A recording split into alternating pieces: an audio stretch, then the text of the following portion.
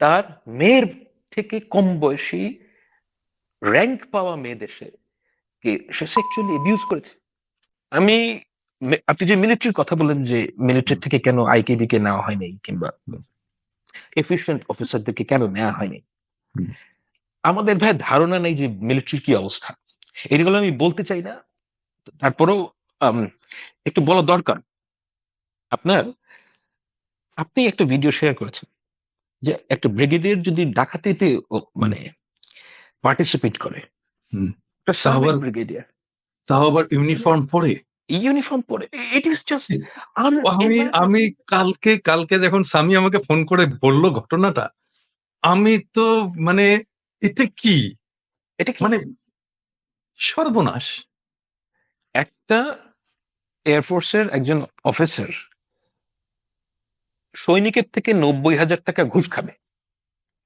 আমি বলতে চাচ্ছি না, কারণ আমি নাম টাম নাই বলি, এগুলো বলাটা ঠিক না।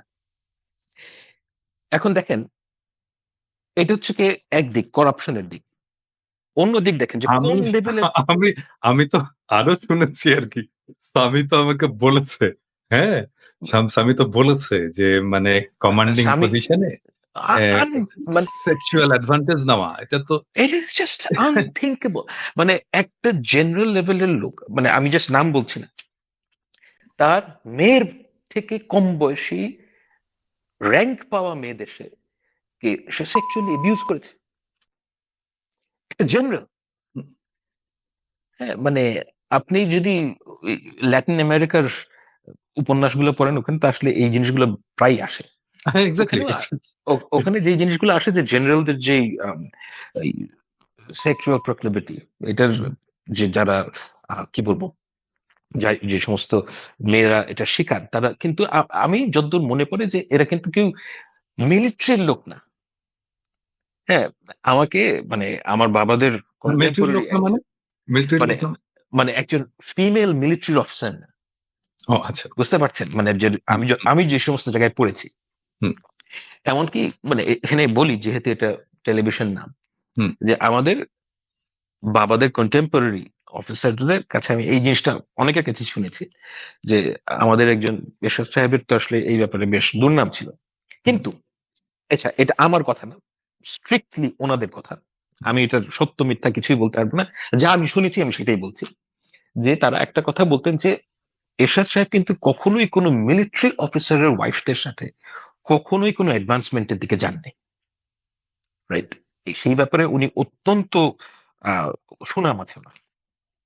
হ্যাঁ, এখানে দেখেন, আর আমাদের দেশের এখনকার জেনারেলরা ফোর্সের এগুলা এগুলো বলা খুব ডিফিকাল্ট ভাই। মানে কারণ আমি আমি আমি আপনাকে আরেকটা এক্সাম্পল দিই। মানে ধরেন যখন বিডিআর কার্নেসটা হলো, তো ওই সময় আমি আমি পপুলারে, আমি তো আমার অফিস কিন্তু জাস্ট ওই রাস্তাতেই, হ্যাঁ, হুম, পপুলারের যে হ্যাঁ এক্স্যাক্টলি। ফার্মাসিউটিক্যাল অফিস আছে ওই রাস্তাতেই, মানে কয়েকটা ব্লক পিছনেই কিন্তু ঘটনাটা ঘটছে আর কি।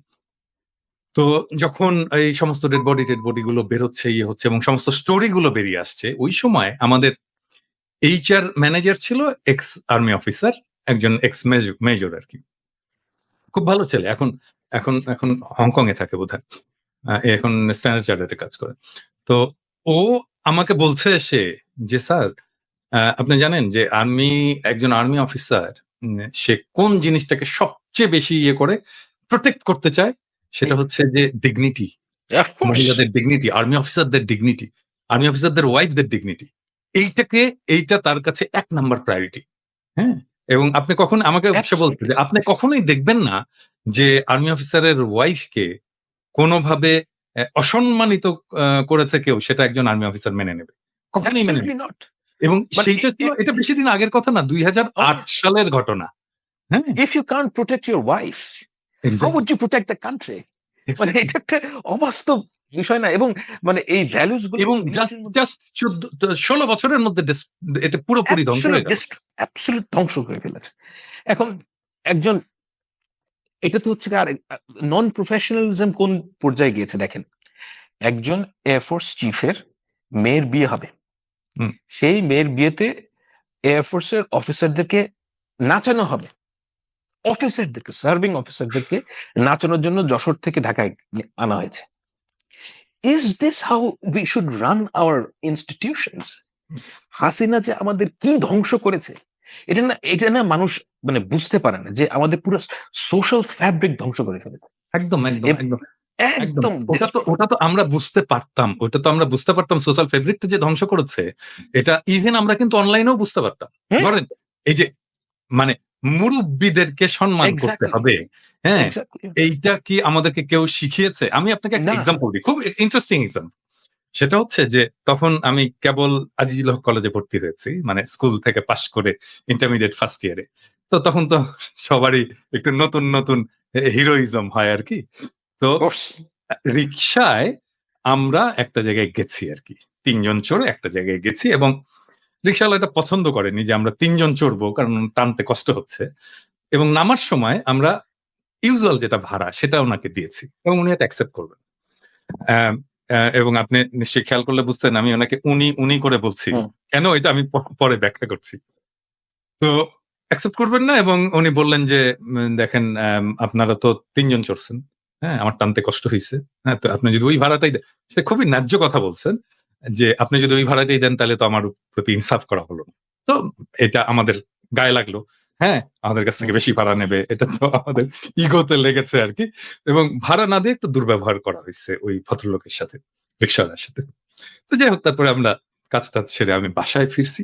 বাসায় ফিরে দেখি আমার বাবা অগ্নিমূর্তি হয়ে আছে। কারণ ওই রিক্শাওয়ালা যে বাবার কাছে কমপ্লেইন করে দিছে। এবং যা পিটুনি দিল সেদিন বাবা।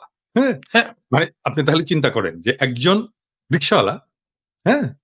সে একটা পাড়ার একজন মুরুব্বির কাছে তার ছেলের ব্যাপারে কমপ্লেইন করতে পারে এবং এই কমপ্লেইনটাকে খুব সিরিয়াসলি নেওয়া হয় ফ্যামিলিতে। Absolutely. এবং সেইটার একটা ব্যবস্থা করা হয়। এবং আমার ওই যে সেই দিন যে শিক্ষাটা হলো, হ্যাঁ? সেই শিক্ষা তো আমি এখনো ভুলিনি। এই সোশ্যাল Absolutely. ফেব্রিক তো নষ্ট হয়ে গেছে।